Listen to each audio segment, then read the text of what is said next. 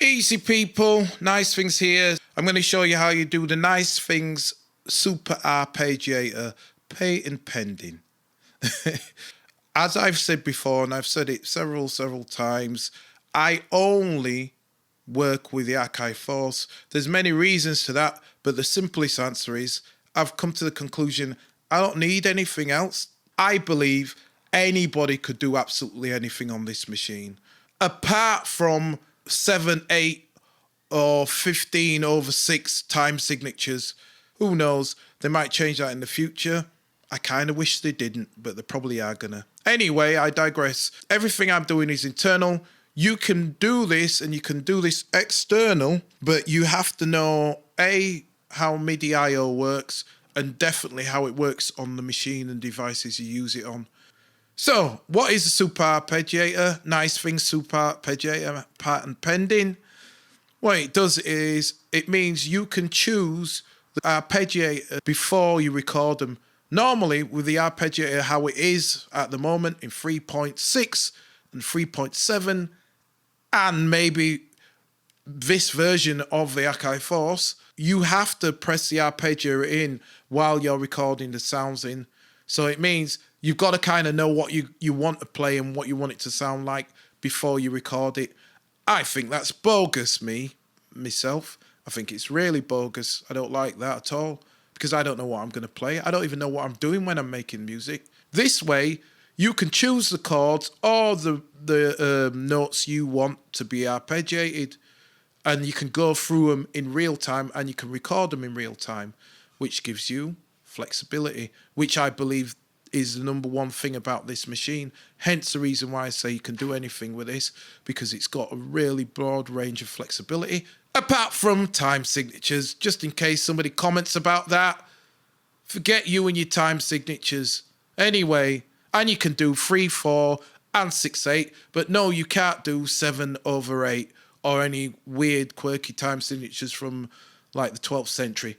Anyway, I've ranted enough, so I'm going to show you how you do it. Simple as this. That's what you need. That's all you need. This is a 3.5mm jack. Jack to jack. You can get these for £1. If you've ever had a computer in your life, you've probably got one of these with it. All you have to do is stick the in into one side and the out into the other. I want to just make that clear. If you look at this, this has got the tip ring, and I can't remember what the S is for, but it's got the TRS configuration, which means it's stereo, basically. So don't get it mixed up and think you can use a CV one, because the CV one's different. A CV one's mono, basically. It's just got the one line. And I'm not going to get into why that isn't. You can't use it. Just simple as this. If you use a CV one and you do get it working, it'll probably be flaky if it does work. So anyway, all you need to do is you put the in into the in and the out into the out round the back of here. So the back of here, you go in and then out, and that's it. And then let me just check. Yep, that's in the in and out. And I can tell that because at the back of here, there is in and out and through. And through is the furthest to the left. So I'm going to start blank to show you exactly what you need to do next. You can either set up a plugin or a key group, because they both function the same way. I'm setting up a plugin, and then I'm going to go shift here, and I'm going to just choose my favorite sound, which is, for anybody who watches, a piano. So I'll get my piano. I already set up a progression. You can do this on long notes or anything. You want it on chords or long notes. If you have it on short notes, it can, well, you can experiment, but the best way you can use this is by long notes and chords. So I've got this switch to progressions. So that's what I'm going to do. I just made that up right there. I played it slightly different. Well, I played it a lot different before that, but anyway, this is the one I'm going to do. So press record, 2, 3, and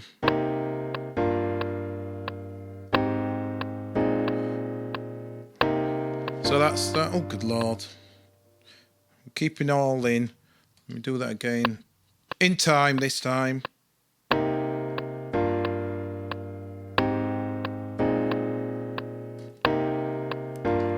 There we go. So we've got our nice little thing there.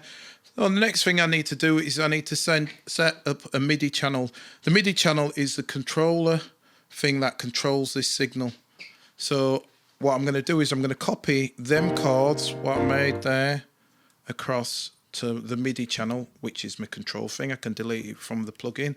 The plugin's just the thing that I'm feeding it to. And like I said, you can use key groups or a plugin. Or you can use external as long as you know how you work your own external MIDI device and the protocol for that. So I get that there. Then the only thing I need to do is go to mixer. So I was in here, I want to go to mixer. I want to go to the I/O of that mixer, and that's the input and that output. And I'm going to change that to the force. And what I'm saying here is I'm going to send out of the force to wherever. So if I had this as a MIDI thing now, when that's sending, that would send to, let's say I had a Juno 106, which I used to have.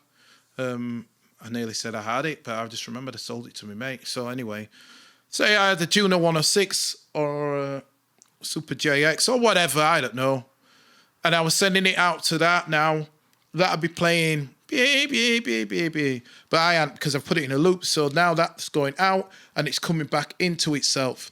So I want that to come back in, and in its simplest form, all I need to do is press that to enable the channel that it's going to be on. As you just heard, that just already played it because it was already in play mode. So now if I press that,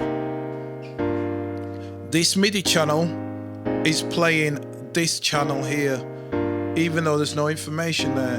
And what that means is the ARP now works.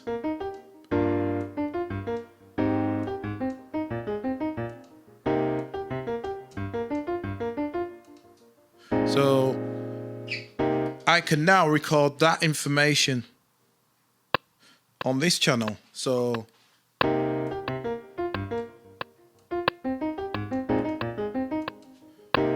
that was it. I'll say it's that. Wait a sec, I'll stop that one because I don't need that anymore.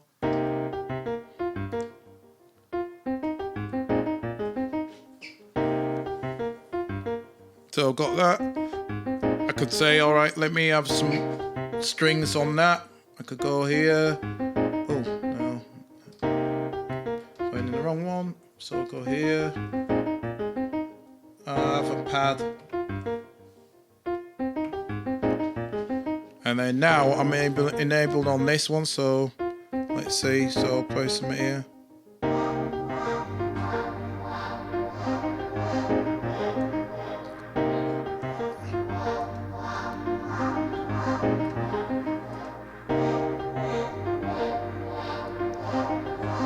So what I'm doing is I was enabling that, right? And then I'll change this up to something else. I don't know, arps.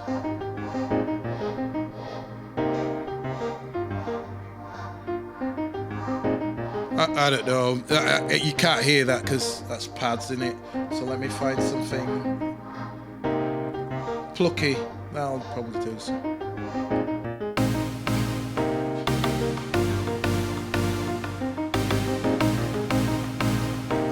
You know what I mean? And then I could just do drums and whatever.